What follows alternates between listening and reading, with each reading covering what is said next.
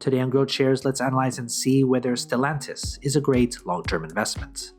The company analysis is divided into three broad factors: the business, the stock, and the price. Furthermore, these three factors are subdivided into 14 metrics that give us the complete picture of the company. Each factor and each metric are given different weight, together adding up to 100% of the overall analysis. Each factor and each metric are then given a grade from 1 to 100, with 1 being a failed investment and 100 being extraordinary. When everything is put together, a final grade will be given, also from 1 to 100. Most companies that I'll analyze in this channel will hover around a grade of 50. Companies with a final grade of 81 or higher will be included in my Great Investments playlist.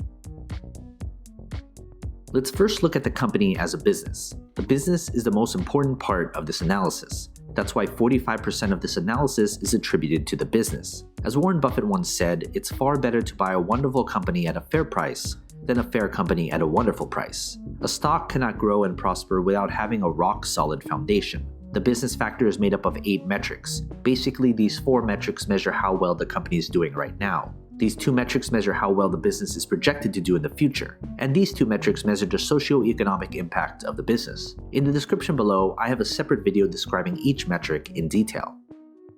Based on this grade, I would consider this an above-average business. Everything else going forward would need to be above average or better to make this an attractive investment.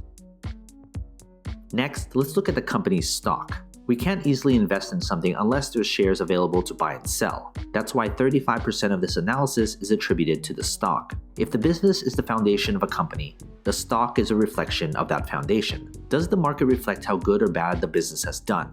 And how does the market think the company will do going forward? That's what the stock tells us. What matters most is return on investment. There should be some correlation between the business and its stock. The stock factor is made up of 5 metrics. Basically, these 3 metrics measure how well the company's stock has done, and these 2 metrics measure how traders and investors perceive the company as an investment. In the description below, I have a separate video describing each metric in detail. Based on this grade, I would consider this a below-average stock. This company could be a good business, but it needs to see its performance and further analysis improve before it would make a good investment. Finally, let's look at the company's price. Price is what most investors look at when deciding whether to invest in a company or not. But price per share shouldn't be the most important consideration. That's why 20% of this analysis is attributed to the company's intrinsic value. There is a reason why a company's stock is undervalued or overvalued. An undervalued stock may be undervalued because it's simply a terrible business. And the other side is true as well. The price factor is made up of only 1 metric. Basically, the intrinsic value is the price per share at which the company's fundamentals align with its true value when compared to its current stock price. Based on this grade, I would consider the price to be a bargain. If you're looking solely at the price per share, you should deeply consider why the price has been hammered so much. That's where I'd refer you back to the business analysis of this video. Now that we have everything calculated, let's figure out the company's final grade. If you want a database of the companies I've analyzed, consider becoming a subscriber to my Patreon. For only $2 a month, you'll gain access to my Google Sheets spreadsheet with all the grades for you to filter through. They're frequently updated, so consider becoming a subscriber. Link in the description below or head to patreon.com/growthshares. Based on this final grade, I would consider this company an above-average investment. If you're a long-term investor, you'll likely get higher than average returns if you invest right now.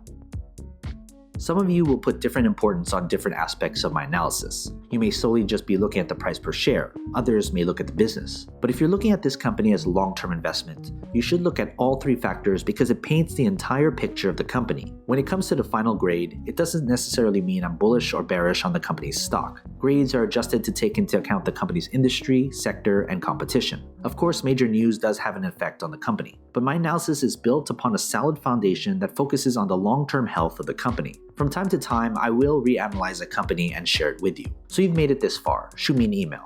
I'd love to get in touch with you and talk more. What company should I analyze next? And do you agree with this company's final grade? If you want me to analyze more companies, hit that like button, subscribe to my channel, and share this video with other investors. And as always, take care of your money.